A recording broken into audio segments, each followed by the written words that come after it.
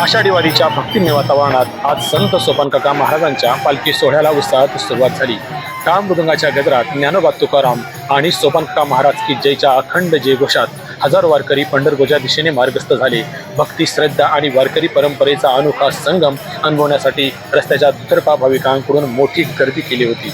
सासवड नगरीतील संत सोपानकाका महाराजांच्या समाधी मंदिरातून पारंपरिक धार्मिक विधी, आरती आणि मान्यवरांच्या उपस्थितीत पालखीचं प्रस्थान झाले।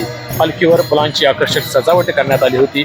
दिंड्यामध्ये टाळकरी, मृदंग वादक, विणेकरी आणि महिला वारकरी अभंग गात विठ्ठलनामाचा अखंड गजर करीत पुढे सरकत होते। यावेळी संपूर्ण परिसर भक्तिमय वातावरणात वाहून निघाला। वारकऱ्यांसाठी प्रशासनाकडून पिण्याचे पाणी, वैद्यकीय सुविधा, सुरक्षा व्यवस्था आणि वाहतूक नियोजन करण्यात आले असून मार्गावर विविध सामाजिक संस्था आणि ग्रामस्थांकडून वारकऱ्यांची सेवा करण्यात येत आहे। संत सोपानकाका महाराजांची पालखी आता नियोजित मुक्काम करत आषाढी एकादशीच्या सोहळ्यासाठी श्री क्षेत्र पंढरपूरच्या दिशेने प्रस्थान करत आहे। लाखो वारकऱ्यांच्या श्रद्धेचा आणि महाराष्ट्राच्या समृद्ध संत परंपरेचा हा सोहळा पुन्हा एकदा भक्तीचा महासागर अनुभवायला देत आहे।